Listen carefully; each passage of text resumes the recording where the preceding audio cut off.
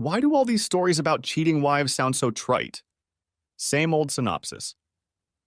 I came home early, found an email, caught her with her lover at the office Christmas party, happened to drive by the motel, and saw her car parked outside the room. There must be other ways in which a cuckold husband finds out about his wife's infidelity. At least you would think so. But maybe not. Maybe there are only half a dozen ways in which a man comes to the realization that his marriage has simply collapsed.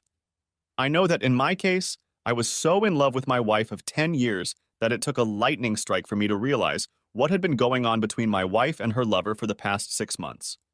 I had no idea. Shannon and I met in college our sophomore year, and we were immediately attracted to each other. She had rich blonde hair and blue eyes, a beautiful face, and a slender body with long legs. In short, she was perfect, at least to me.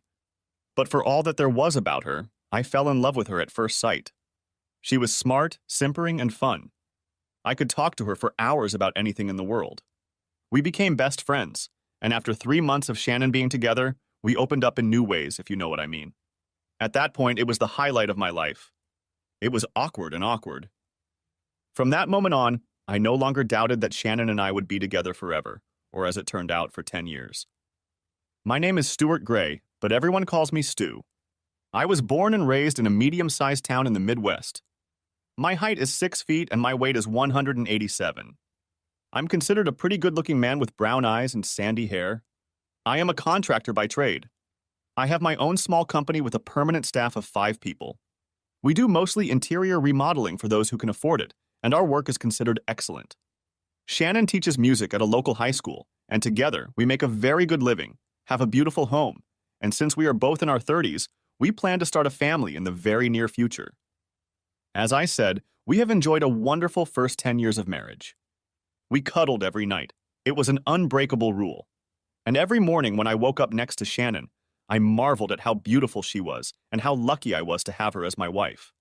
I can honestly say that while I would rather live every day with her, if I had to give my life for her, I would do so without hesitation. I probably should have made that last statement in the past tense, as something so unexpected and emotionally overwhelming happened to me unexpectedly that I still to this day cannot say I have fully recovered from it. As a contractor in the Midwest, most of our work is in the spring, summer, and fall.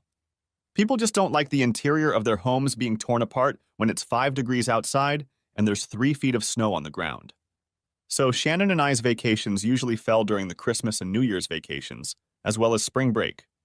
In the summer, when I was busy making money, Shannon would sometimes take a week to visit family, go shopping with her 2 sisters, or take a couple of summer courses to support her teaching degree.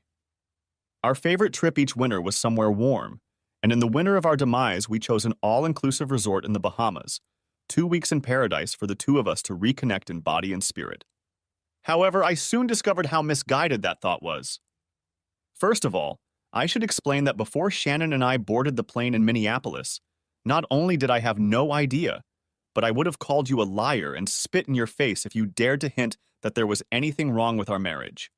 We were the perfect couple, so madly in love and deeply connected in every way that it felt as if the 2 of us were one person fused in 2 bodies. Our union was so strong that nothing in heaven or earth could come between us. I guess I had forgotten that there was a hell too, and though I didn't know it at the time, I was standing on the edge of the abyss, ready to fall into the molten abyss. The first time I felt something was wrong was when I went through security at the Minneapolis, St. Paul International Airport. The line was long, a lot of people trying to change from extreme cold to tropical warmth, and as Shannon and I waited in line to go through the scanners, I noticed the man in line next to us look at Shannon. It wasn't unusual. My wife is a flamboyant woman, and men often cast slightly lustful glances at her, but this looked different, like he was trying to get her attention. I wanted to know more, so I pretended to look at my boarding pass while I watched the guy out of the corner of my eye. His glances in her direction were furtive, to say the least, and then I caught it. A quick glance from Shannon to him, and a barely perceptible flick of her hand, as if she were saying, "Not now." He smiled, nodded, and I nearly lost my breakfast. I was stunned. It was then I realized that these 2 knew each other. How well, I didn't know, but that knowledge served as a red flag. As we went through security, I watched them closely, and neither of them made any further attempt to make contact. I know I had become very quiet, but Shannon somehow didn't notice it, Apparently, her thoughts were preoccupied with something else. I had hoped that this man, whoever he was not on our plane, but as we boarded and took our seats, I saw that I was mistaken. He was sitting in an aisle seat about 15 rows in front of us. Another thing that struck me as odd was that Shannon decided she wanted an aisle seat in our row. That never happens. She always wants to sit by the window, but not this time. I asked her what was the matter, since I had reserved a window seat for her in advance, giving myself a middle seat. But she simply said that she didn't like her breakfast and didn't want to bother anyone if she needed to use the restroom. I asked the woman sitting in the aisle seat if she would mind taking the window seat, and when I explained that my wife had stomach problems, she readily agreed, and the exchange was made. I don't usually have trouble sleeping on an airplane, and the long flight between Minneapolis and Miami would have given me the opportunity to do so.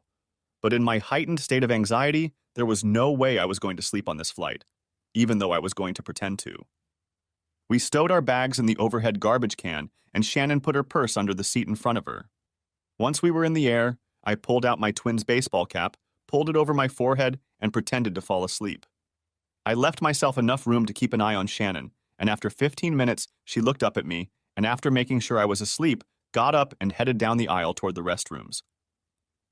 I moved to my seat so I could see the full length of the aisle, and noticed that as she passed the seat occupied by what I now assumed was her acquaintance, she reached out as if to hold on and lightly touched the guy's shoulder.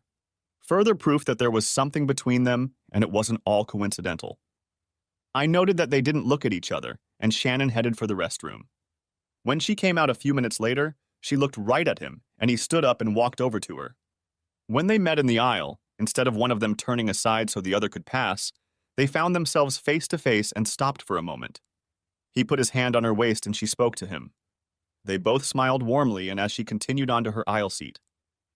That was all I needed to realize, that these two had known each other for a while and were obviously close on some level. At the same time, the realization hit me like a ton of bricks that my wonderful marriage was in real jeopardy and could very well end. I was suddenly so irritated that I had to turn away from Shannon as she sat down and buckled her seatbelt. How could she do this to me, to us? How long had this been going on? Who was this person, and how far had their relationship gone? For the rest of the flight, I tried to make sense of everything I had seen and prayed that when we transferred to our flight to Nassau, he wouldn't be on it. But somehow I knew he would be. Much to my dismay, I turned out to be right. As soon as Shannon and I boarded the plane, I saw him sitting 5 rows behind us. He was reading the in-flight magazine and paid no attention to us as we took our seats. Shannon, who was obviously no longer plagued by stomach problems, took her usual seat by the window. The flight to Nassau went without incident, and after landing, we picked up our luggage, rented a car, and headed to the resort. While I was driving, Shannon was texting, "Who are you texting with?"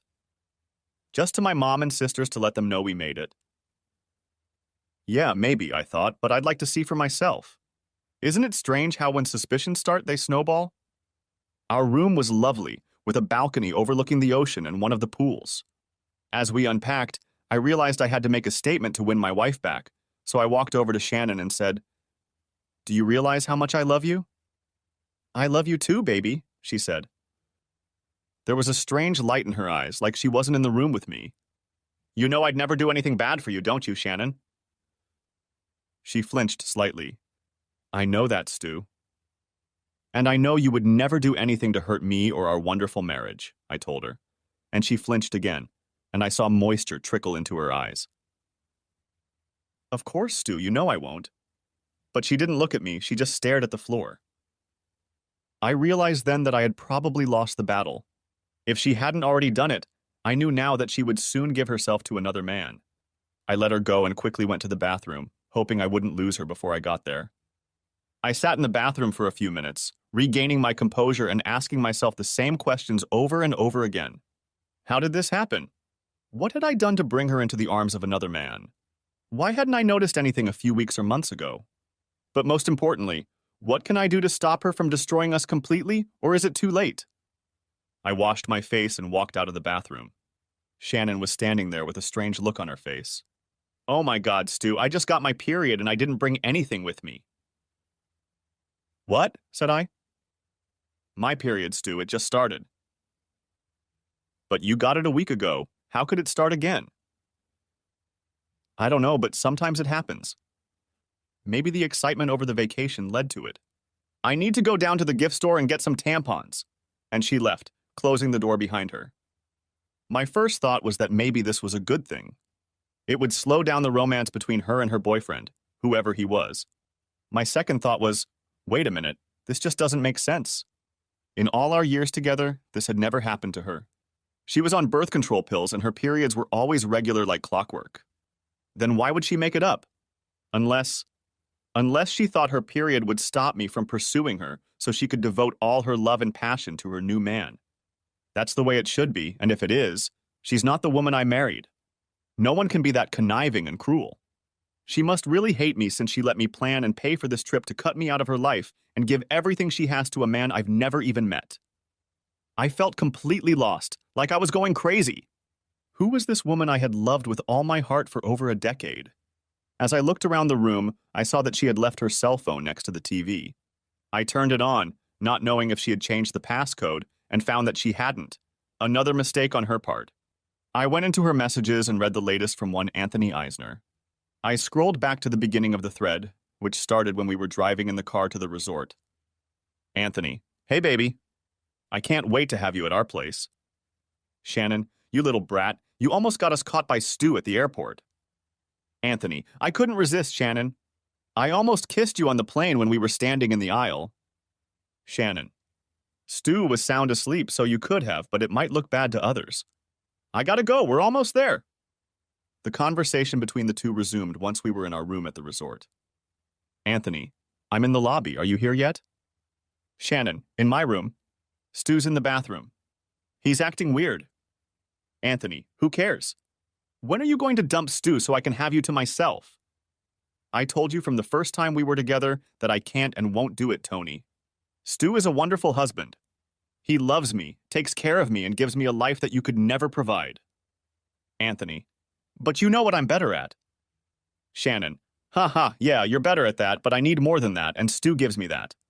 Stu and I are getting ready to start a family, so the next 2 weeks are just for you, baby. I told Stu that I would stop taking birth control pills when we got home, but I actually stopped taking them almost 3 weeks ago.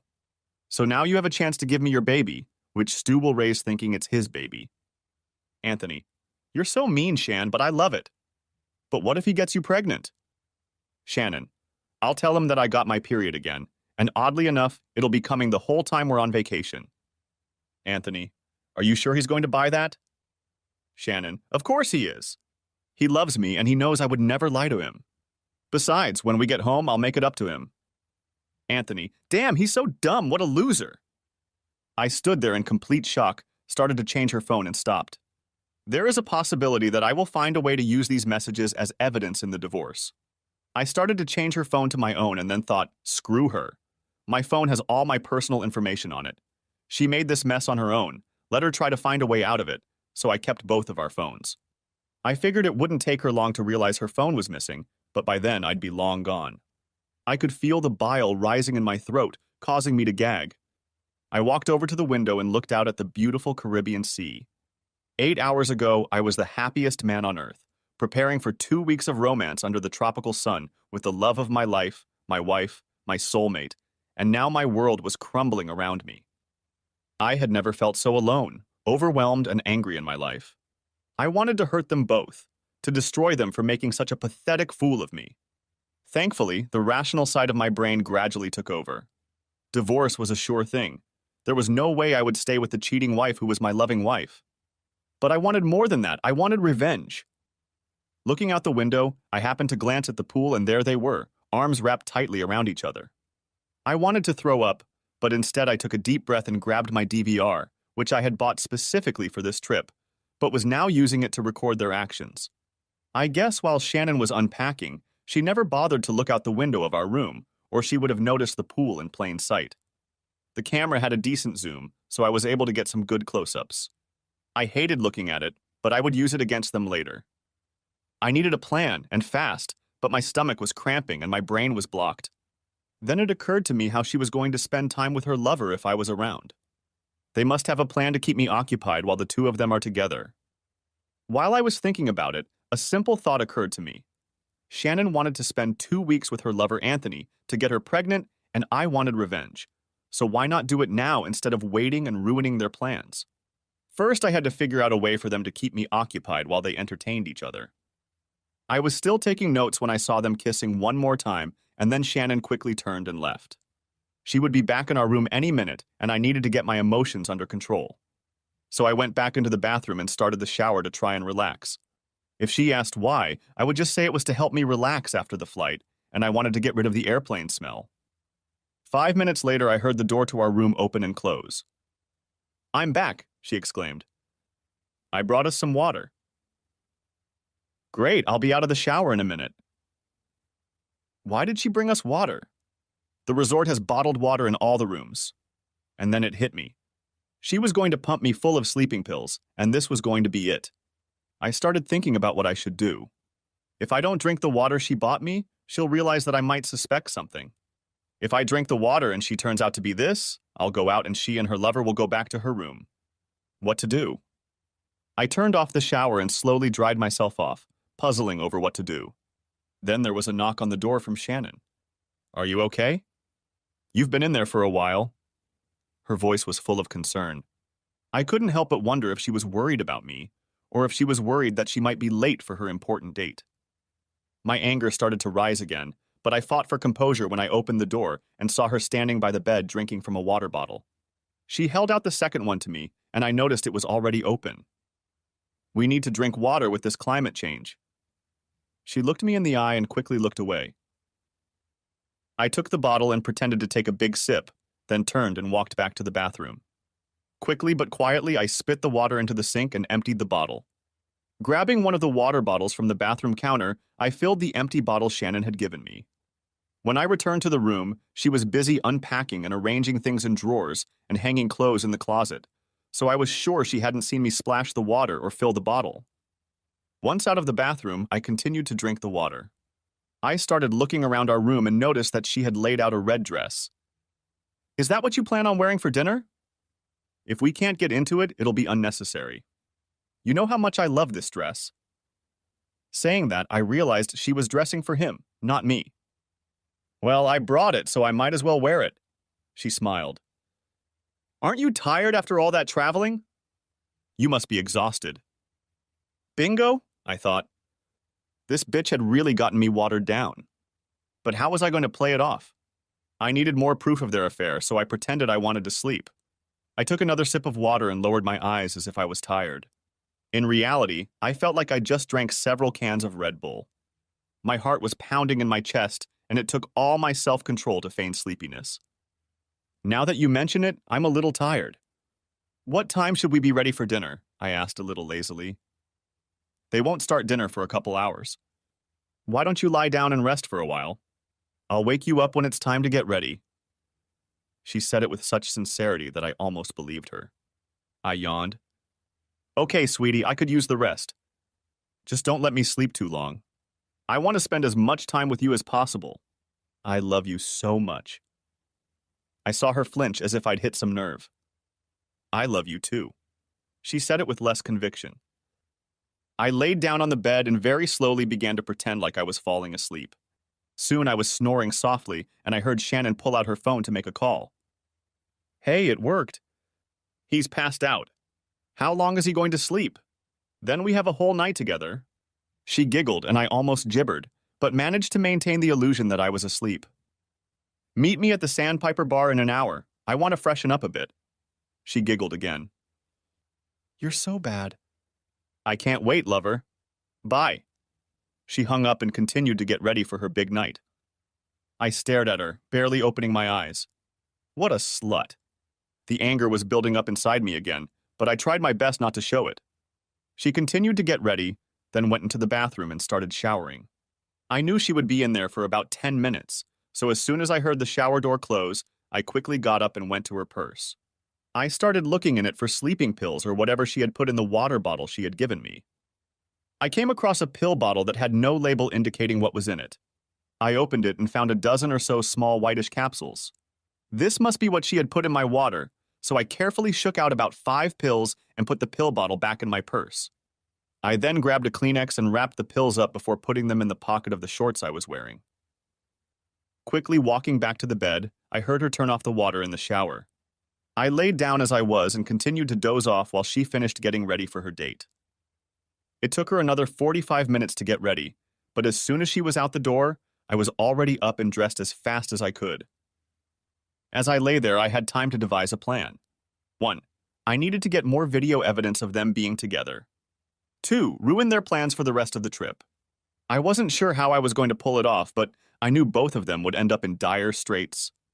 The third was to return home a few days earlier than our trip was supposed to end and begin divorce proceedings.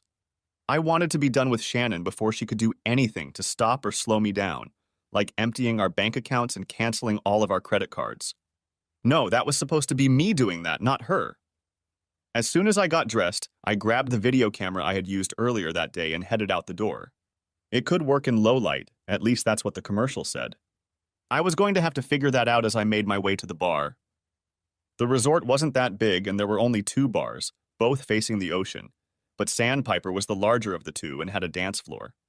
I managed to find a strategic spot behind some low palm trees that gave me a full view of the bar, but was far enough away from it that I couldn't be seen. Thanks to the zoom lens on my camera, I got a very good video.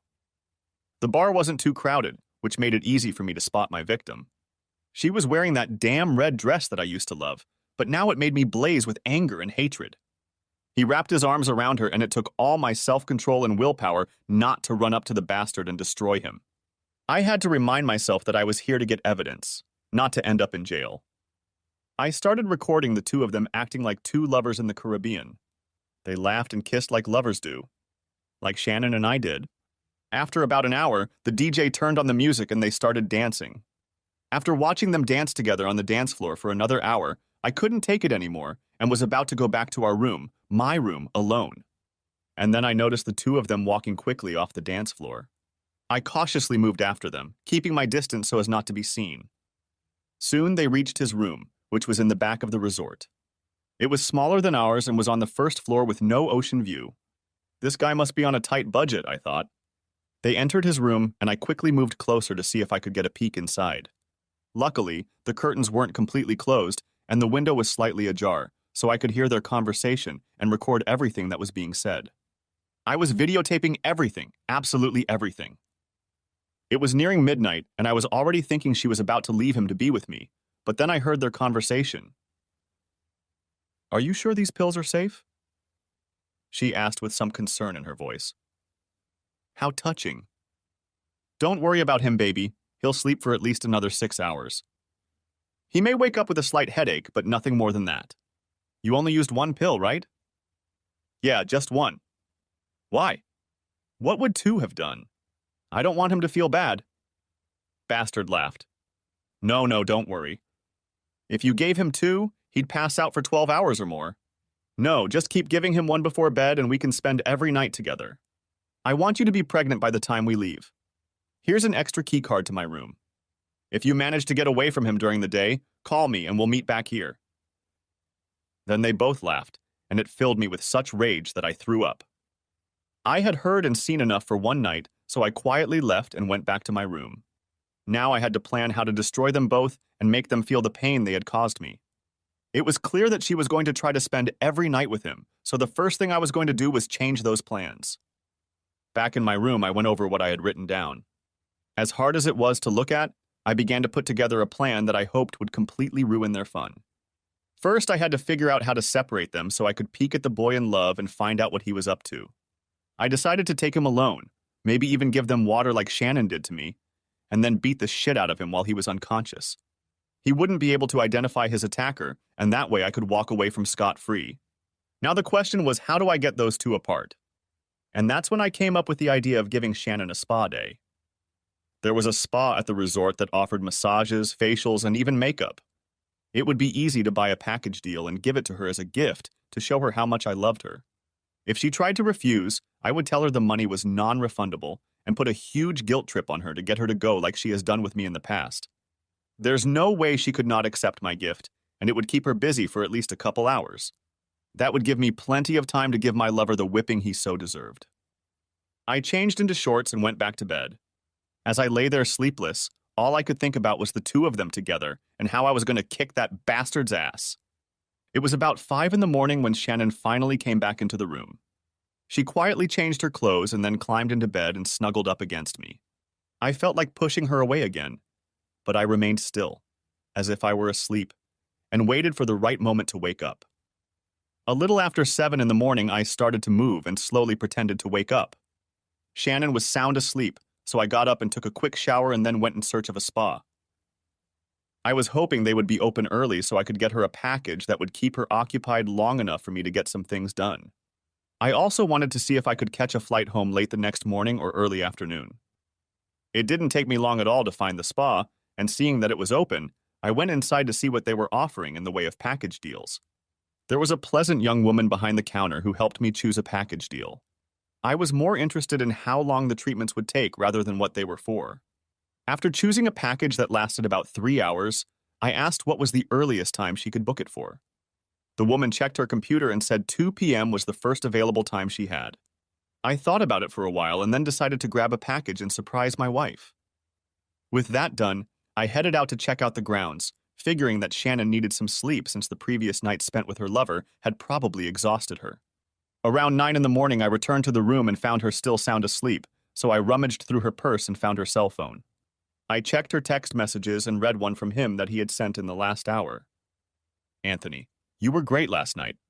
Any chance of getting away from Stu to have some fun during the day? My anger was coming back, but I held it back. I was good at it, but now I knew the end was near. Shannon hissed, and I put the phone down and kissed her forehead gently. Good morning, sleepyhead. I'm sorry about last night, for falling asleep like that and ruining our dinner plans, but I have a surprise for you. She smiled and yawned. What kind of surprise? I booked you a spa day to apologize for last night and to show you how much I love you. Even in my drowsy state, I saw her flinch slightly, and there was uncertainty in her eyes. At that moment, I realized that she was doubting if she really loved me. I looked into her eyes. Is everything okay? You don't like my gift? Oh no, I love it. I just wish you had asked me first. She smiled weakly. If I had, it wouldn't have been much of a surprise. Look, it's not like you have to run to the spa right now. I made a reservation for 2 p.m. so we can spend time together. Okay? She nodded. You're very thoughtful, thank you. When she kissed my cheek, I thought I could smell sailors in her breath. What a lying little slut. Well, why don't you get cleaned up and we'll go to breakfast? I got out of bed as she sat up. Then she got out of bed, grabbed her purse, and went to the bathroom.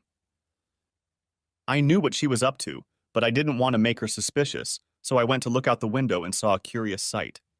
Anthony was sitting by the pool chatting with a couple of young women, looking at his phone. Then I saw him typing and suddenly put his phone away. She must have told him about my unexpected gift, but he didn't seem too upset about it. His attention soon returned to the 2 women, and they seemed to be laughing merrily at something one of them had said. Then he made a gesture with his hand, and the 3 of them walked out of my sight. It occurred to me that maybe Anthony was making backup plans in case Shannon couldn't make it to have a little fun after lunch. That could prove to be very helpful. About an hour later, Shannon and I were standing at the buffet table filling our plates. More specifically, I was filling my plate and she had fruit and coffee. Not hungry, baby? Are you on your period? I asked. Yeah, I guess so. I don't feel like eating at all. She looked away. I couldn't help but wonder what Anthony had written in his message, because it seemed to bother her. It didn't matter, though, because my plan seemed to have had the desired effect on them, or at least on her. After breakfast, we decided to take a walk on the beach and look at the ocean. I brought my camera with me and took pictures of the beach, the palm trees, and Shannon. She would smile politely and I would make remarks like how beautiful she was and what a great mom she would be. Then she would flinch, uncertainty and guilt appearing on her face. What's wrong, baby? Are you okay? I knew she was starting to gnaw at me with guilt. No, I'm fine, just a little tired. Do you mind if I go back to the room and take a nap before hitting the spa? Sure, no problem. I know it's no fun being on vacation and having your period at the same time. Go lie down and after your spa treatments, I'll be waiting for you in your room. I'm sure it will do you good. She turned and walked back towards the spa without even kissing me goodbye. Oh well, I'll be blowing her off for a long time to come. All that's left is to find Anthony and make him pay. As I continued walking down the beach, immersed in my thoughts, I saw two couples walking towards me.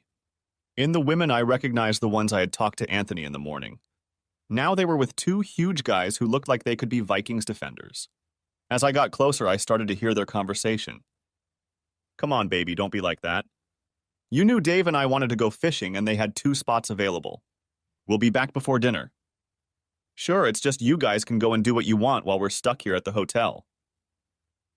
"Babe, there are plenty of things you could do here. Go into town and go shopping, hang out by the pool or on the beach. Heck, you could even use the gym they have here." "Are you saying I'm fat?" "You should be talking." "No, babe, that's not what I meant. It's just that you could do a lot of things here, that's all." I realized he was losing it as they passed me on their way back to the resort, but he continued to persevere, but to no avail. After wandering around the beach for a while, I decided to go back and try to figure out what the boy in love was up to. I feared that Shannon had missed her spa visit and was with him, but if that was the case, I might be able to get some more videos of them together. I wandered around the spa for over an hour and then found myself outside Anthony's room. There were voices coming from inside, but not Shannon's voice. I carefully prepared my camera and moved closer to the window. It was very risky, as it was daytime and there could be a lot of people walking by who could see me. I decided it would be best to set up the camera on the ledge of the window facing the room and leave it to record on its own. With the camera set up, I walked down the walkway and found a spot from where I could watch the door and see who was coming out. Time stretched slowly, but my patience were rewarded. The 2 women I had seen with Anthony this morning at the pool and then on the beach with those 2 guys came out of his room. They were smiling and giggling as if they knew some inside joke. As soon as they were out of sight, I went and got my camera and headed back to the room. Shannon wouldn't be back from her spa treatments until an hour later, so I had time to review what I had recorded. As soon as I got back to the room, I pulled out my laptop and downloaded all the videos I had recorded since we arrived. Most of it was dedicated to Shannon, but then I reviewed what I had just recorded of the 2 girls being in his room. It looked like they had found something to do while their boyfriends were off deep sea fishing. Anthony convinced them to do a double team with him. And then another idea hit me. If I could get the timing right, I'd go home and Shannon would stay here trying to figure out what the hell had happened. I knew she'd probably try to give me water again tonight, so I'd repeat the performance and let her think I was knocked out. Then, with any luck, she'd meet Anthony at the bar, dance and have a drink, and then go back to her room. If I managed to slip 1 pill into each of their drinks at the very end of the night at the bar, they'd be passed out by the time they got to his room. The timing had to be perfect, but in life you can rarely plan perfectly. The second part of the plan was to record Anthony's latest conquests on the VCR. I have to say I was a little jealous of the bastard in that he was able to convince 2 very pretty women. I had a few DVR discs and made 2 copies of his day's exploits. Now it was just a matter of figuring out which rooms to leave them in. I also made a copy of everything I had recorded up to that point on another DVR to back me up. I went down to the front desk and was able to send the disc to my brother Frank's house with a note asking him not to play it or let anyone know that I had sent it to him. This was in case my plan failed or Shannon and Anthony found out what I was up to and wanted to do me some bodily harm. If I was destroyed, at least the disc I sent to my brother would show the authorities who was behind it. Checking the time, I saw that Shannon was due to finish work at the spa soon, so I decided to take a walk around the resort to find out what rooms those 2 women and their boyfriends were staying in. I'm sure their boyfriends would be interested to know what they were doing while deep sea fishing. Soon I saw the 2 women I was looking for walking away from the pool, both holding towels. As I followed them, I realized they were heading to their rooms, and sure enough, I saw that they went into separate rooms next to each other. That saved me from one part of my plan. Now, if everything coincided and Shannon and Anthony followed the same pattern as the night before, I could completely screw up the rest of the trip by tomorrow morning. I went back to the room to call the airline to find out when the earliest flight for the next morning would be. The most I was able to find out was 10 a.m., which was later than I had hoped, but I booked my ticket anyway. I then went back to the front desk and informed them that my wife and I had to leave the next morning for family reasons, and that we would be leaving at 8 a.m. They sympathized and wished me the best. I thanked them and returned to the room. I was now firmly committed to my plan, no matter what. If things didn't go as I hoped, I would still jump on a plane in the morning and be home before Shannon. At least I'd be able to mess her up before she got back, But if by some miracle things went according to plan, she'd be stuck here for a few days, maybe weeks, before she got home, and that would give me time to really screw her over.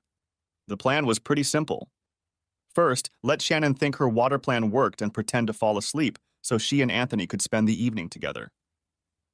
Second, I'll head to the bar again, watching them and waiting for the opportune moment to slip the stuff Shannon tried to use on me into their drinks. If I time it right, they should pass out right before they get to his room, or as soon as they're in it. Again, the timing should be perfect. Third, once they're in the room, I'll get in there, move Shannon back to our room, and then go back and take everything Anthony had from him. I started taking off his wallet, cash, passport, credit cards, clothes, everything he took with him on the trip. Then I found the rooms of the two women Anthony had been doing it with earlier in the day and slipped the DVR discs under their door, hoping one of their boyfriends would see them first and play them back. I'm sure they wouldn't be too happy to see what their girlfriends had been up to while they were out. Anthony's room number is clearly labeled on the video, so I'm sure they'll have no problem finding it. Fifth, do to Shannon what I did to Anthony. Take everything she took with her on the trip and leave her with just the clothes on her back and her purse.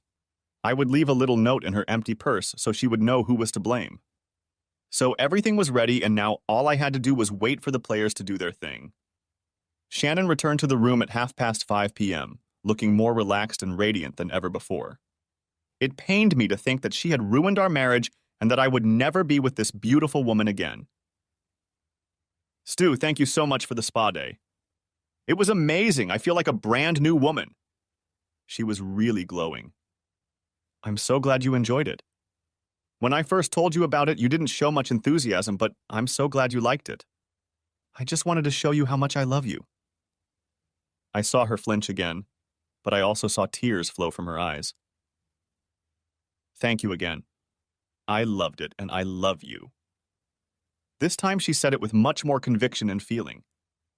Anytime, babe. We have dinner reservations for 7 tonight. Let's get some rest, and then we'll get ready for dinner. She nodded and went into the bathroom, bringing her purse with her. A few minutes later, she came out with 2 bottles of water and held one out to me. Here, drink this. I want to go dancing tonight, so you better start moisturizing now. She winked at me. Okay, just let me go to the bathroom first, I giggled. Once inside, I did the same procedure as before. I emptied the bottle, then filled it with water from one of the ones on the counter. I flushed the toilet to make it look like it was time for me to go, and returned to the bedroom. I continued to drink the water, and after 15 minutes I began to feign sleep. Soon I was snoring, pretending to be asleep, and watching Shannon start to get ready for her last date with Anthony, even though she didn't know it. She went into the bathroom and started to take a shower. I quickly got out of bed and grabbed her phone to see what her lover had texted her. Shannon, can't get out this afternoon. Stu bought me a spa package. Can't say no to that. I have other plans for today. Are we still on for today? Shannon, oh yeah. After reading that shit, I wasn't as pissed off anymore since I knew the end was near. Now all I had to do was follow them to the bar, watch them dance for a few hours, and then slip them a drink. Easy? Well, maybe not so much. I rummaged through her purse and found the key card to Anthony's room. I slipped it into my pocket and put everything in its place.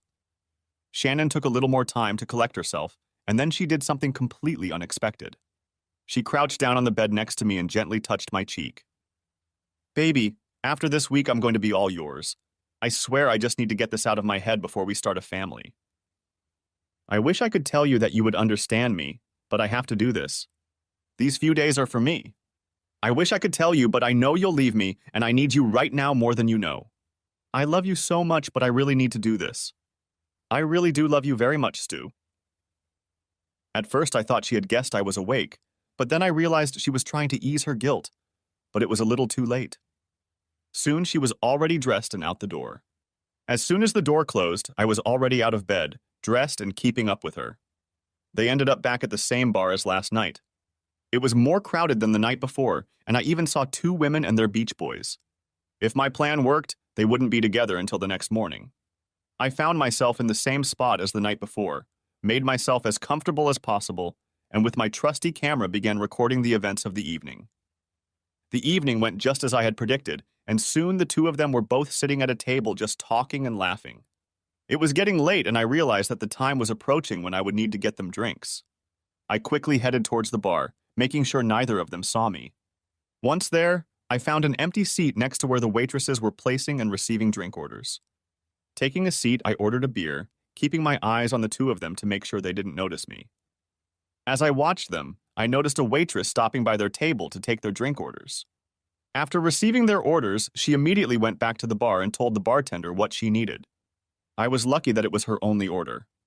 I listened to what she told the bartender, and then, when he went to place the drink order, I called another bartender over and ordered the exact same drinks. The first bartender put the drinks on the waitress's tray. She was distracted talking to the other waitress. The drinks were brought to me, I paid for them, then took one shot glass and, holding it away from the edge of the bar, broke open one of the capsules and added it to the drink, stirring the powder into it to help it mix. It fizzed a little but seemed fine after mixing with the drink. I did the same with the second capsule and was ready to transition. Taking a drink in each hand, I began to squeeze past the waitress, keeping my body between her and the bar in time to switch. I was fast, and luckily the bar was crowded enough that no one noticed me do it. I passed the waitress and turned to take the drinks to the happy couple. I just as quickly left the bar and returned to my spot outside to watch and wait. The waitress brought their drinks and I watched the scene, hoping I had picked the right moment. It was just over 1 a.m., so if it worked out the way I hoped it would, they'd be walking around until 1 a.m. or so. That fit perfectly with the rest of my plan. All that was left was to finish their drinks and get back to Anthony's room before they passed out. They sat there sipping their drinks and I started to get nervous. What if they didn't finish their drinks? Anthony then leaned over and said something to Shannon. She smiled and both of them quickly finished what was left of their drinks and left the bar. Thank God. I moved quickly behind them as they seemed to be in a hurry to get back to the room. This time I noticed that Shannon had started to stumble and seemed to be having trouble walking. Anthony took her hand and put his arm around her neck and supported her. By the time they got to his room, Anthony was starting to stagger a bit as well. By the time they got to his door, she could barely stand on her feet, and he was getting more and more wobbly. He fumbled for the key card, and after a few feeble attempts, he was able to open the door and staggered into the room. The door closed. I waited a few minutes, then retrieved the key card I had taken from Shannon's purse and unlocked the door. As I entered the room, I heard Anthony's voice. "What's wrong with you, babe? You didn't drink that much." He was speaking slurred, and I realized that he was going to be hungover very soon. As I entered the room, I saw Shannon lying face down on the bed, unconscious. Anthony was shaking her, trying to wake her up. "Come on, baby, time to do things." He looked over and saw me coming in. "Hey, who are you?" He started to straighten up and almost fell over. "I'm just her husband, asshole. Why don't you be a good boy and pass out so I can get her out of here?" As if on cue, he slowly collapsed to the floor and didn't move. Moving closer to the bed, I started looking for his cell phone, which was lying on the floor next to him. Taking it in my hands, I wanted to see what he had on there in the form of messages and pictures. Soon I was flipping through hundreds of pictures, most of which were innocent enough, but then I discovered that he hadn't paid. He had a folder with dozens of images of women. Most of the women I didn't recognize, but I did find a few pictures of Shannon. As I continued to look through the pictures, I recognized some of them as female teachers at the same school Shannon taught at, as well as the wives of several male teachers. Well, that's interesting. Anthony seems to be quite the player when it comes to other men's wives. This was going to come to a very ugly end. I went through his contact list and decided that these photos, in addition to those of my soon-to-be ex-wife, should be available to all the people on his list. It took me a few minutes to tag and send all those photos to all those people, which included the husbands of the wives he had photographed. When he returned home, he was in for an unpleasant surprise. I sent the photos and videos of Shannon to her phone, and then from her phone to mine. I later used them for my own purposes. Blackmail, you might say? After turning off his phone, I started gathering all of his belongings, clothes, toiletries, and other items that he had taken with him on the trip, and just carelessly stuffed them into his suitcase. I also went through his pockets and took all of his cash, wallet, credit cards, driver's license, and passport. I knew it would be very difficult for him to leave the island without his passport. After finishing filling his suitcase, I turned my attention to Shannon. She was still lying face down on the bed with one leg hanging over the side. I very carefully rolled her over onto her back, then picked her up in my arms and carried her to my room. There, I put her on our bed and went back to the asshole's room to get all of his stuff. I kept his phone, wallet, and cash as I felt I should get some sort of compensation for it. After looking around his room, I made sure he had nothing to take with him. I even took the shoes he was wearing, and on the way back to the room, I found a trash can at the resort and dumped his suitcase and shoes in there, covering them with trash so they wouldn't be discovered. Once back in the room, I started packing my suitcase, as well as Shannon's suitcase, whose belongings I treated with the same care as Anthony's. I was only going to leave her there with her clothes, purse, and an empty wallet that only contained the note I had left behind. As I finished packing, I noticed that it was 4 in the morning and I needed to be at the airport by 9. Since Shannon had finished drinking around 2 in the morning, she would be unconscious until at least noon. Anthony, I suspected, would arrive sometime around 10 in the morning, and I'd be able to leave before either of them woke up. There was one more thing to do. As I left the room, I grabbed the 2 DVR discs I had created earlier and headed straight for the rooms where the 2 women and their boyfriends were staying. Very quietly and quickly, I slid the disc under the door of each of them and then went back to my room. There I looked at a peacefully sleeping Shannon lying on the bed, and I was overcome with a feeling of immense loss and sadness. I wanted so badly to start a family with her, but she had other plans and I couldn't forgive her. Going around the room, I made sure I had packed everything. Then I picked up Shannon's suitcase and went back to the same dumpster where I had thrown Anthony's suitcase and her Vipers. Back in the room, I went through Shannon's purse to make sure it was emptied and there was no money, credit cards, or passport in it. I wanted to make sure it would be as difficult for her to get home as it was for Anthony. Taking a seat on one of the 2 chairs in the room, I sank exhaustedly to the floor, but immediately thought about what I would do next once I was home. First, I will empty our bank accounts and pay off and then cancel all of our credit cards. Then I would pack up everything I own and move it out of our house. I was sure I would have to find a storage unit to house it all, but I didn't care. I just wanted out. Out of our house and out of this sham marriage. Before I knew it, I was dozing off, and when I woke up, it was almost 7 in the morning. Getting up from the chair I was sleeping in, I walked over to the bed, looked at Shannon, and then gently picked her up in my arms and carried her out of the room. I walked down to the pool and left Shannon on one of the lounge chairs. Since I was checking out, I didn't want her there when they came to clean the room and get it ready for the next guests. Back in the room, I grabbed my bags and looked around one last time to make sure I had everything before I left. I still had Anthony's phone, but then an idea hit me. I walked back to the pool and picked up Shannon's phone. I started sending out all these pictures and videos to everyone on her contact list, with a few exceptions. She had a few nieces and nephews who were too young to see these things, but I was sure her mother, father, sisters, and co-workers would find them interesting. I walked up to the front desk and asked for a piece of duct tape. I took the battery out of her phone, put a very small piece of duct tape over the contacts, and then put the battery back in place. It would look like her battery was dead. I also made sure she didn't have a cord to charge her phone. With no money, it would take her a while to get the phone to work. It was about 8 a.m. when I heard yelling and screaming. It was the boyfriend of one of the 2 women I saw Anthony with yesterday. Apparently, their ex-boyfriends had watched the video I slipped under their door. "You slut. You can tell your family that the wedding is off and I don't want to see you anymore. You can find your own way home, bitch." One guy was yelling at his girlfriend. The other guy just stared at him with a stony expression while his girlfriend pleaded with him. "Baby, please don't leave me. I said I'm sorry." "It was a very stupid mistake, and besides, you got back at him," she cried. "You're a whore. Go back to your new boyfriend. But I don't think things are going to get any better from here on out." He said it so coldly that I shuddered with fear. I wonder what they did to poor old Anthony. Well, I guess I'll never know. The next sound I heard was the siren of an ambulance stopping in front of the house. The superintendent came out of his office, I realized, and quickly led the paramedics down the walkway to Anthony's room. I really hoped he was okay. As people began to gather around to see what was causing such excitement, I calmly caught a cab and headed to the airport. Turning on my phone, I noticed that I had a voicemail message. Calling up the voicemail, I listened to my brother Frank's message. "Stu, what the hell is going on over there?" "I got a bunch of pictures of Shannon." "What's going on? Do you know about this? Call me when you get this message."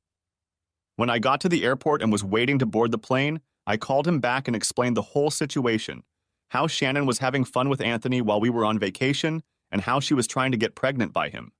My brother was shocked and thought I was kidding at first, but then I told him to watch the video more carefully. He said he was very sorry for what happened and that if I needed anything, to call him. I thanked him, hung up, and soon found myself flying home alone. Turning on Anthony's phone as soon as I landed, I found a dozen voicemails and over 30 texts threatening to do him bodily harm. Apparently, the pictures and videos I'd sent weren't popular. After picking up my stuff, I took my car out of the long-term parking lot and drove home. As I drove home, I started planning what to do next. Divorce was one option, but I knew she would get half of everything and that didn't suit me. She cheats and still gets it in the divorce. It didn't seem fair. As I drove, another plan started to form in my head, and I began to mentally make a list of what I would need and how to do it. She had ruined our marriage and I was going to make her life a living hell. When I got home, I called my brother and asked if he could help me move my stuff out of the house over the next few days. I wanted to get it done before Shannon returned so she would come home to an empty house. I finally turned on my phone and found over 20 voicemails and over a dozen texts. Many were from Shannon's sister asking me what was going on and why Shannon wasn't returning her calls. Some were from other members of Shannon's family asking basically the same questions. I was pleased that there were no voicemails or texts from Shannon herself. That meant that her phone wasn't working, and she probably hadn't yet realized what had happened. I smiled as I imagined her finally getting her phone working and then seeing all the text and voice messages asking about the pictures and videos she had sent from her phone. She was in for a very unpleasant surprise. The first thing I did was cancel all of our credit cards and transfer all of the money from our joint bank account to my personal account. Then I started packing up all my clothes and other personal items I wanted to keep. All the gifts Shannon had brought me over the years were going in the trash unless they were worth something. Then I would either sell them online or find a pawn shop. My home phone was disconnected as soon as I got home, so anyone who tried to contact me had to call my cell phone. It was about 11 p.m. when I finally looked at my phone and saw several messages and voicemails from Shannon. It looked like she was able to get her phone working again. The first few messages were, "Where are you? Why did you leave and leave me here? Are you okay? I think I've been robbed." Then the tone of the messages changed when it got to her what had happened, and I'm sure she received many texts and voicemails about the photos that were sent out from her phone to everyone on her contact list. Why? Why did you do this to me? Couldn't we have talked first? I just ignored the rest of her messages, figuring it would only upset her more. The next day was very stressful. I had no idea when Shannon would be able to get home, so I had to act fast. First, I went box shopping to pack up the rest of my belongings and rent a large enough storage unit. Then I went to the bank and made sure there wasn't much money left in our joint account. I transferred the rest to my business account, which I was going to close, take the money, and run away. But I still had some things to do before I could leave for good. The house we lived in was very small. We decided to start small, and when our family grew, we would buy a bigger house. It was a simple 2-bedroom with 2 bedrooms, a small bathroom, and a small kitchen. Nothing special, and I had a home remodeling business, and we were really hoping to turn this house into something special. Now I had other plans for it, and I was thrashing around town gathering everything I needed to make Shannon's arrival at the house one she would never forget. Since I was in the remodeling business, I knew a thing or two about construction, load-bearing walls, and so on. Armed with this knowledge, I was about to embark on an extreme remodeling of our house, just not in the traditional way. Later that morning, my brother Frank showed up with his pickup truck, and after discussing my situation, we started loading his truck with all my stuff. It took over 5 hours and 3 trips to the storage unit, but by the evening of that day, I was officially moved in. I didn't bother to tell Frank about my plans for the house, or the surprise Shannon had in store for me. I knew he would try to talk me out of it, so I never told him about it. He did, however, ask what my plans were for the near future. Just to get out of town and put this nightmare marriage behind me. I'm not going to file for divorce, but I won't be here when she comes back. She can have the house as far as I'm concerned, but that's all she'll get from me. Frank just shook his head. You know that won't work. She'll just hire a lawyer and track you down. Just get it over with and divorce that cheating bitch. If you try to run, it will only make it worse when she catches up with you. I understand that you are angry and hurt, but don't let your emotions make your decisions for you. Pull yourself together, get a lawyer, and give her half. No. That bitch cheated on me and tried to have a baby with that asshole, and then was going to pass it off as mine. She doesn't deserve anything, and that's exactly what she's going to get. See, I'm not going to divorce her. Oh no. I'm just going to leave her with no money in the bank and with all her dirty laundry on display. Frank knew it was useless to try to change my mind. I tend to be stubborn, and there's little that can change my mind when I'm in this state. He left, but not before telling me to think it over and not to do anything rash. I had thought it over from the moment I saw her kissing her lover. Now it was time to put my plan into action. I started work on the house that night and worked until morning. I still didn't know when Shannon would be back, so I had to work fast. One thing that played in my favor was the snow. It looked like another big storm was coming, which had forced the closure of several major airports. Flights back and forth would be canceled, giving me more time to put the finishing touches on my remodeling project. Another positive side to this storm is the extra 8 to 12 inches of snow it brought. There was still a foot layer of snow on the ground and roofs, which would have helped my plan come to fruition. Since I had only been back for 2 days, I rarely answered the phone since I saw that most of the calls were from Shannon. I finally decided to take her call, but only to get some information out of her, nothing more. Baby, please listen. It was a mistake, just a huge stupid mistake on my part. I didn't mean for things to get this far. I'll do whatever it takes, but please forgive me. I could hear her crying, but it had no effect on me. I wanted nothing more to do with her, but at the moment I needed to act calm. To give her a little hope and then snatch it out of her hands at the right moment. Shannon, you have hurt me in a way that is as deep as anyone has ever hurt me. I don't know if I can forgive you or trust you again. I just want to know why. Why did you do this to me? To us? Don't you love me? Am I not enough for you? I spoke calmly, but with a hint of sadness in my voice. I actually wanted to scream into the phone that she was just a whore and a slut that I never wanted to see again. I had to let her know that we had a chance to be together again. Baby, please let me explain. It meant nothing and he meant nothing. You mean everything to me. You are my life, my reason for living. Please, oh God, forgive me. She burst into tears. I waited a few minutes and then I said, Baby, I just don't know. I loved you, but you broke my heart. I don't think we can fix it. No, baby, we can fix it, and we'll have an even stronger love, an even stronger bond between us if we can get through this. Please, baby? Can you at least wait until I get home so we can talk? I could hear the desperation in her voice. I don't know. When are you coming back? Well, there's one problem. I don't have a passport or a plane ticket. My sister is transferring money to me right now since all my credit cards were stolen. By the way, please call the credit card companies and ask them to cancel my cards immediately. Amazing how she went from pleading to take her back to asking them to cancel her credit cards. What a piece of work. Okay, I'll do it right now. So you don't know when you'll be home? In a few days, I think. I talked to the U.S. consulate here, and they're going to make me a new passport. Well, call me when you're getting ready to leave. Okay? I will. Stu? Yes. I love you. I'll see you when you get home. I hung up. So she wouldn't be back for a few more days. Great, I thought. That'll give me enough time to make sure all the home improvement stuff is done, and I can do a few things to help me start my new life without her. The next day, Frank called to see how I was doing and invited me over for dinner. I accepted since I hadn't had a home-cooked meal in over a week. I was living on pizza and Chinese food, and after I finished talking to Frank, I assured him that I wasn't going to do anything rash. Then Shannon called. Hey, babe. I just found out that I'm getting a new passport in a couple days.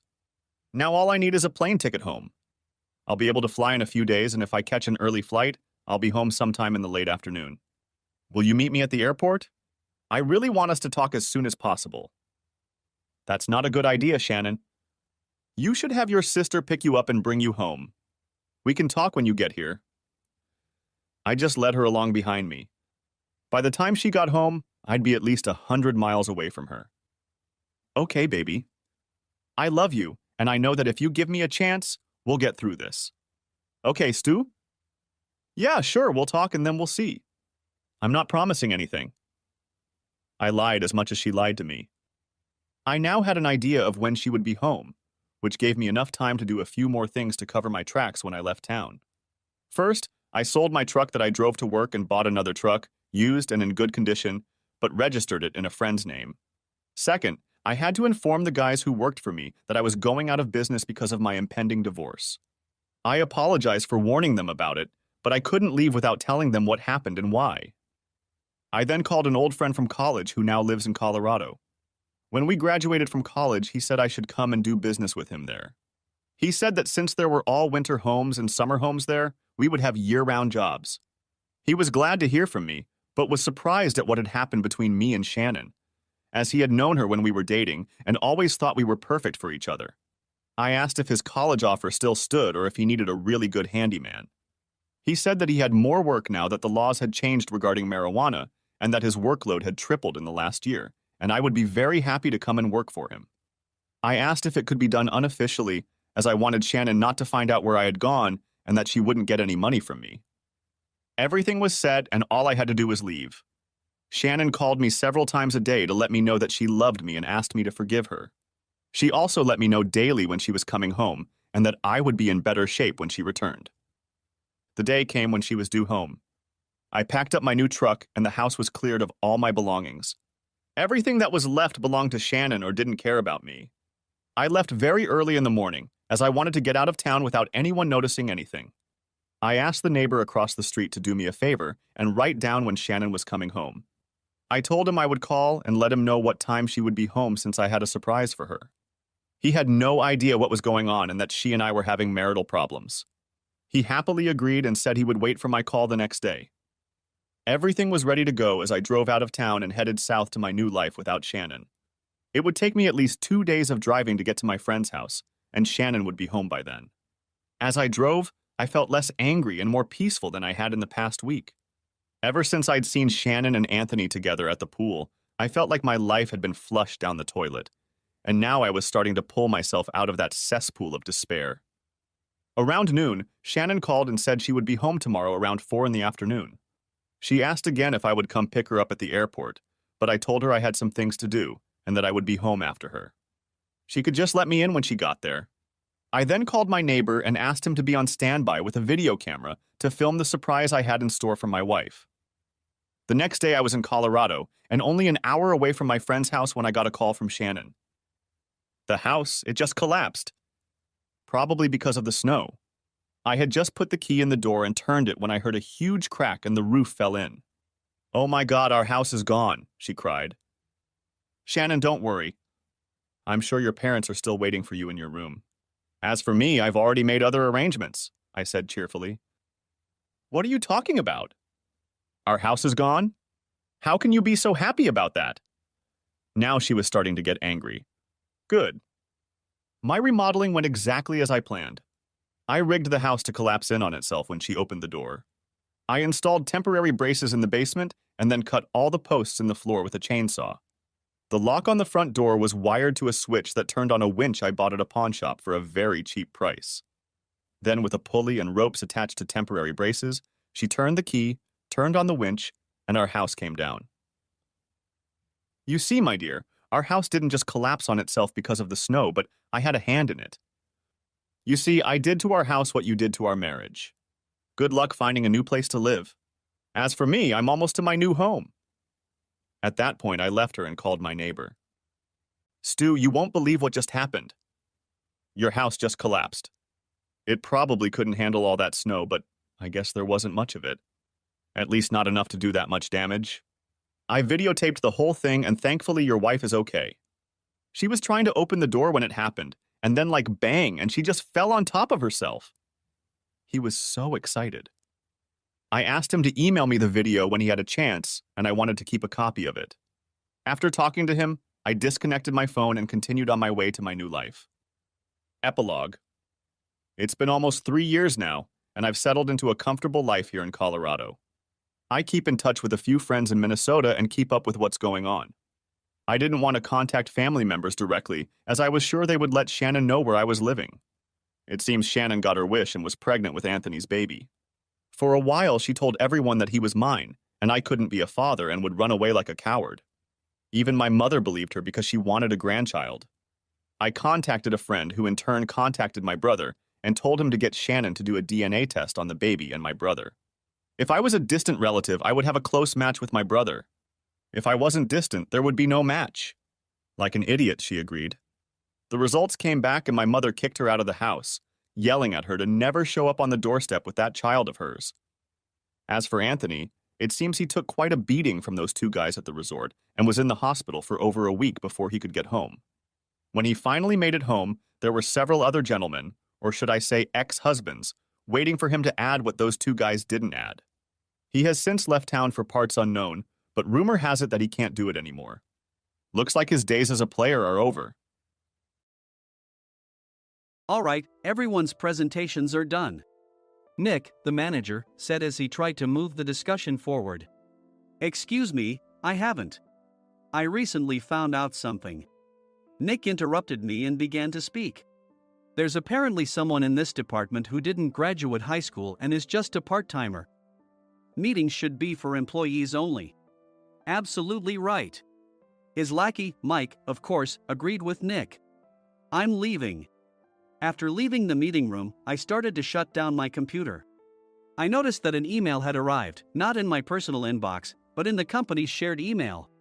Thinking, there's no point in speaking up, no one will listen, I went home quietly. The next day, I heard a commotion from Nick's desk. He was staring at his computer screen, his face pale. Nick! Is something wrong? Mike looked at the screen with him. And he turned even paler than Nick. Why is he so angry? Knowing the reason for Mike's distress, I thought to myself, serves them right. My name is Adam. My mother passed away when I was in the 9th grade, and I was raised by my father. Well, you could hardly call it being raised. After my mother passed, my father changed. He drowned his sorrows in alcohol, and though he still went to work, he squandered our living expenses on horse racing. Because of that, I had to start working part-time as soon as I entered high school. Every month, I went to the convenience store with bills in hand that couldn't be auto-deducted from my father's account. Even though I endured it because I didn't want to be alone, I reached my limit in my second year of high school and dropped out. I found a live-in job at a distant inn. Thank you for everything. The day I left home, my father, still staring at the TV, spoke. Take care. That was our last conversation. Back then, 18 wasn't the age of majority, so I needed my father's permission to work, and I couldn't hide my place of employment. Yet, my father never visited me even once. I kept working just to survive, and before I knew it, I was 42. Years of hard work paid off, and I was transferred to the headquarters. I was thrilled to be recognized by the company, as I thought I'd be working in the field until retirement due to my lack of formal education. Listen up. Our work can change the future of our employees. Don't drag us down. On my first day after the transfer, Nick, dressed in an expensive suit, spoke sternly. There was a reason for this. Our inn was located in a prominent tourist destination, known so well that everyone in the state could sing its commercial jingle. At its peak, we had 5 locations within the state. But that was long ago. Due to financial difficulties and aging facilities, only the place where I had worked for many years and the original establishment remained. I was prepared to lose my job anytime, but now there was a glimmer of hope. With the rise of social media, the tourist area where the inn was located started gaining attention again. Depending on how hard the sales department, where I was transferred, worked, we could either thrive or be forced to give up this prime location to the new hotel chains continuously popping up. For Nick, who had switched careers from another industry to strengthen our sales, this was a battle he couldn't afford to lose. I understood why he had to be strict. I will do my best. Nick sneered at my enthusiastic declaration. Did you not hear what I said? I'm sorry. I thought I was listening carefully. Out of habit from years of customer service, I apologized reflexively, though I had no idea what had offended him. Someone was watching me with a smirk. In this department, there are those who are expected to excel and those who have been shoved here because they have nowhere else to go.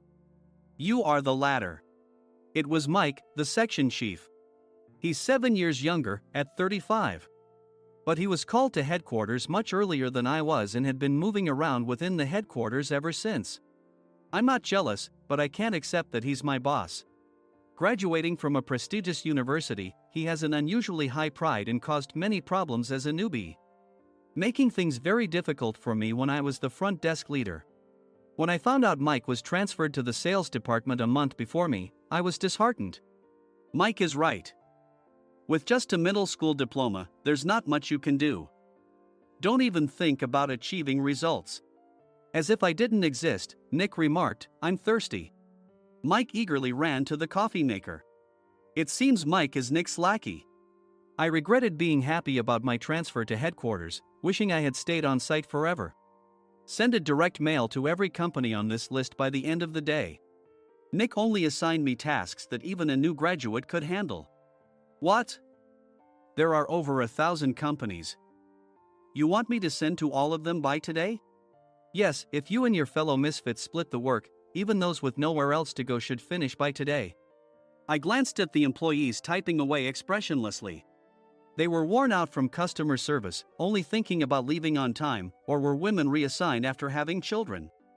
With zero motivation for work. Even Sam, a new graduate from the same university as Mike, who was supposed to be among the expected achievers, had no enthusiasm for the job. Having joined the company wanting to do customer service. I don't care what they say, I plan to quit anytime, he said. Only Nick and Mike were highly motivated, making all the decisions between the two of them. I originally only wanted to work at the inn to survive and had no particular attachment to this job. I swallowed my words, thinking I had no right to reprimand them. About a month after the transfer, Nick told us with a frustrated look. To commemorate the 50th anniversary, we've decided to create a plan exclusive for one group per day. Originally, Mike and I were supposed to come up with it, but our president, Mr. Thompson, insists on hearing everyone's opinions. So, you all get a chance. As Nick explained, Mike began handing out prints. Make sure not to embarrass Nick. If your ideas are half-baked, you'll have to redo them. It seemed that they had printed his handwritten notes by Mr. Thompson, which included several questions and a section for free responses. It made sense why Nick had to seek our input, given that all responses had to be submitted to Mr. Thompson. We were given a week to think about it, and a meeting was scheduled to compile our ideas. My plan is to let guests enjoy both the old and modern America. Nick began the presentations. Guests would watch a master confectioner at a nearby traditional sweet shop make sweets in front of them. The welcome drink would be premium tea in a bottle. Nick's plan was certainly attractive. After his presentation, Nick called on us to present in the order we were seated. Just as I stood up for my turn. All right, everyone's presentations are done. Excuse me, I haven't. I recently found out something. Nick interrupted me. There's someone in this department who didn't graduate high school and is just a part-timer. He was likely talking about me. I joined the company as a part-timer and was made a full-time employee when I turned 20. That was 20 years ago, so Nick and Mike probably had no chance to know until recently. Meetings should be for employees only. Absolutely right. After that, Nick kept creating opportunities to solicit everyone's opinions, purposefully excluding me from speaking. The meeting unexpectedly heated up and went past the scheduled end time. A few people asked to leave, and the discussion continued with the remaining few. Still here? Normally, you'd leave in that situation. Though I had no attachment to the job initially, hearing kind words from customers made me want to make them happier. For someone like me, with nowhere to go, the inn was my home and customer service was my life. I felt pathetic about my current self. I'm leaving. I left the conference room and started shutting down my computer. I noticed an email had arrived, not in my personal inbox, but in the company's shared email. Thinking no one would listen to what I had to say anyway, I quietly went home. The next day, while preparing the DM as instructed, I heard a commotion from Nick's desk. In his haste to stand up, he hit his knee on the desk. He stared at his computer screen, his face pale. Nick! What's wrong? Mike, thinking he should be the first to rush over, approached Nick while still wearing his coat. He peered at the screen with Nick. And he turned even paler than Nick. Why is he so angry? Who is responsible for this company? Nick, more irritated than ever, asked, and Mike answered without checking. Probably Sam. Sam wasn't there because he was attending a morning training session for new hires. Nick gave up on getting angry and returned his gaze to the screen. They were looking at an email that arrived right after the end of the working day yesterday. Apparently, no one, including me, had checked it before leaving. The email was from a large company that used us for their annual employee trips. The president and executives of that company also frequently used our services personally. President of the company, Mr. Mason himself had declared that neither he nor his company would ever use our services again. Well, some companies cancel their employee trips or stop using our services due to financial struggles. Let's just move on. Mike kept wiping the sweat from his forehead with a handkerchief. Knowing why Mike was so agitated, I quietly watched their interaction. Do you know how much revenue we get from that company? We can find other guests to fill the rooms, but we'll lose the banquet costs, gift shop revenue, rental car fees, and more. Moreover, the gifts were supposed to be prepared by the traditional confectionery shop involved in Nick's proposed plan. If it's known that we incurred such a huge loss at this critical time, Nick's position in the company would be jeopardized. Nick took a deep breath, seemingly trying to calm himself. All right, Mike. Go to New York right now and apologize to Mr. Mason. What? You're coming with me, right? I have urgent work to do. I trust you, which is why I'm entrusting this to you. Please. Mike, believing Nick's sincerity, agreed with a determined look on his face, saying, yes. That's Nick for you. Even if Mike went to apologize, Nick would shift all the blame onto him if the client didn't change their mind. Well, it was Mike's fault to begin with, so it served him right. About 3 hours later, Sam answered a call from somewhere and repeatedly apologized, saying, I'm very sorry. Everyone watched to see what was happening. After ending the call, he informed Nick with a weary tone. When Mike arrived at the client's company, he only made things worse, further infuriating Mr. Mason. He was demanding, get his boss here immediately. It was no wonder Sam was exhausted, dealing with such a call right after returning from training. What is that idiot doing? All right, Adam, you're coming with me. If sacrificing Mike didn't work, then I must be next. Normally, I'd want to refuse at all costs, but I saw an opportunity in this situation. If I can be of assistance, I'd be happy to join you. I immediately followed Nick, and we flew to New York. When we introduced ourselves at the reception, it became clear how serious the situation was, as the receptionist personally escorted us to the president's office. Angry voices leaked through the door, making both Nick and me uneasy. Excuse me. I'm Nick, the supervisor. I understand my subordinate has caused you trouble, and I deeply apologize. Nick, with his experience in the corporate world, knew enough to offer an apology before excuses. However, his customer service skills left much to be desired. I sighed as I saw Mike trembling like a small dog in the corner of the room. What kind of training are you giving your subordinates? Mr. Mason glared at Nick with a red face. The intensity of his gaze made even Nick take a step back. Regrettably, I joined this company only 2 years ago and was unaware of Mike's issues. I should have identified his shortcomings sooner. Indeed. I should have realized sooner. No sensible person would come to apologize and then give a lengthy presentation on the drawbacks of not using their in. Nick froze, his mouth slightly open. Suspecting the worst, I picked up the documents that had fallen to the floor. It seemed Mike hastily prepared these documents on the plane, listing the disadvantages. Disadvantage 1: if you change the venue for the company trip, employees might suspect it's for cost-cutting reasons, leading to a negative impression. Reading it aloud half-jokingly, Nick snatched the papers from my hand and checked the contents with a furious expression. Among the stack of documents was a receipt from a nearby convenience store's copy machine. I felt a pang of dread, hoping he hadn't shown the receipt as well. What do you think he said when I asked what kind of nerve he had to do this? I'm very sorry. Faced with the dire situation, Nick must have thought there was nothing left to do but apologize. In a voice smaller than I'd ever heard from him, he uttered words of apology. He said, I'm a Harvard graduate. I don't believe I said anything wrong. Mike! What have you done? Forgetting his plan to pin the blame on Mike, Nick yelled loudly, even in front of Mr. Mason. I didn't do anything wrong. You're still saying that? Look at him. Mike pointed at me with a shaking hand.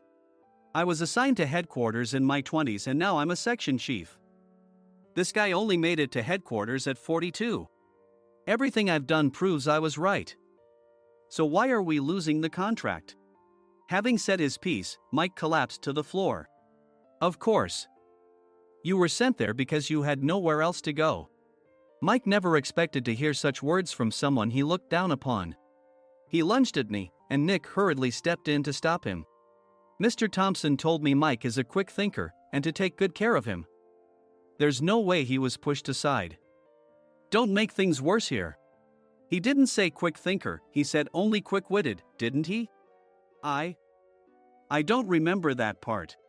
I recalled the many troubles Mike caused when he was a newbie. When Mike was on the front line, his pride was so high that he never apologized to customers. Customer service, especially in our job, doesn't work alone. It brings both good and bad situations. If the front staff or housekeepers made mistakes, or the cleaning company didn't properly clean a room, one had to apologize to the customers regardless of personal fault. Mike, in such situations, would never apologize, insisting he wasn't at fault. This often angered customers, and as the front desk leader, I frequently had to apologize on his behalf. He caused complaints and disrupted operations, which is why he was quickly moved to headquarters. In departments where he didn't interact directly with customers, his quick thinking was beneficial and things went well. But it seemed his flaws were starting to show. Corporate reservations are supposed to be entered into the system by the sales representative. But a quick check yesterday revealed that more than 10 items were missing from the client's reservation. The handover document clearly stated what needed to be prepared. Why didn't you enter it into the system? Why do we have to give them special treatment? Filling rooms near the banquet hall, setting up all the food in advance. Specifying the brand of wine, they're too demanding. No wonder he always angered customers, I thought, feeling a headache coming on. Grouping them in rooms near the banquet hall is for our benefit too. It makes it easier for the staff to set up beds and serve breakfast since everyone's schedule is synchronized. As for the other requests, Mr. Mason suggested them to lighten our load. I didn't know that. Nick finally seemed to realize that Mike was the one who had angered the client. What did you say to them? I just told them we wouldn't give them special treatment anymore. We shouldn't waste effort on things that don't bring in money. I was utterly exasperated at his lack of understanding of customer service. Of course, we shouldn't comply with unreasonable demands. But carrying over successful practices from past stays makes customers feel remembered and enhances their experience. Good memories encourage repeat visits. That's part of our job. I looked down at Mike, who was sitting on the floor. In our job, nothing is a waste. Mr. Thompson likely moved you to the sales department, hoping you'd finally understand this. How do you think he feels now that you failed to meet his expectations? Mike, tears in his eyes, fled the president's office. I was amazed he still hadn't apologized. You have it tough, Adam. It's okay, we're all employees of the same company. I deeply apologize for this disrespectful incident. Especially after all the care you've shown us. If it weren't for you, Adam, I really would have stopped staying here. When I heard you were moving to the sales department, I was willing to reconsider if you handled it. Seeing us talk so amicably, Nick's face contorted. Do you two know each other? Adam's service is excellent. I always requested him specifically. Normally, we don't accept specific staff requests, but we made an exception for Mr. Mason, adjusting my shifts accordingly. He had personally stayed at our hotel just before my transfer, and during casual conversation, I mentioned, I'm moving to the sales department soon. If I hadn't told him then, things could have been much worse. Please continue to take care of us. I look forward to it. On the return flight, Nick awkwardly offered me a can of beer. It's still working hours. Of course, I had no intention of forgiving him for a single beer. Nick might try to pin everything on Mike and avoid any consequences. While pondering this, a startling fact came to light. Nick, the tea bottles for the plan have arrived. I handed Nick a bottle labeled with our inn's name. They look good. What are you talking about? These are plastic bottles. I had assumed we would use the trendy, high-end bottling tea. But what arrived were ordinary plastic bottles of tea with customized labels. The only unique aspect was the label, which had the inn's name, making it look customized. Upon further investigation, I discovered that a substantial amount of money was set to be paid to the tea company. It was priced like bottling tea. Does this plastic bottle really cost $100 each? The tea inside is specially blended for us. The extra cost is for that. Wouldn't it be better to use another tea company? Or is there a specific reason we must use this one? As Nick continued to make excuses, I showed him a printed email. I informed the tea company's president, Mr. Mitchell, that we discovered irregular payments and he confessed. He said you two were high school classmates and planned to split the extra money. That idiot. Why did he confess? That's not important. You should worry about yourself, this could turn into a police matter. Opening the bottle cap, I suggested. How about calming down with this tea? It supposedly has a relaxing effect. Nick drank the tea frantically. In the following days, decisions were made about their fates. Mike was reassigned to the General Affairs Department, with no chance of transfer or promotion, as per Mr. Thompson's orders. As for Nick, since the payment to the tea company hadn't yet been made, he narrowly avoided legal trouble. Instead, he was encouraged to leave the company, and to avoid further complications, Nick submitted his resignation. Rumor has it that connections between HR departments have made it difficult for him to find new employment. Even though it was good to have those two gone, something unexpected happened in the sales department. Everyone became motivated and united in refining the 50th anniversary plan. In the end, my plan was adopted. We collaborated with the Tourist Information Center to provide personalized guides. The plan, tailored to the number of guests, was truly special for the 50th anniversary. Hey, is Adam's family coming to stay? I immediately booked that special plan for my family. Sam noticed it on the reservation list and quickly picked up on it. Yes, I'm inviting my father. That's great. I might invite my parents too. I lacked the courage to face my father just as Adam. But here, with the confidence Mr. Mason praised, I felt ready. The 50th anniversary plan was a perfect opportunity to reconnect with my father. I hoped to bring back the days when we could laugh together as we once did.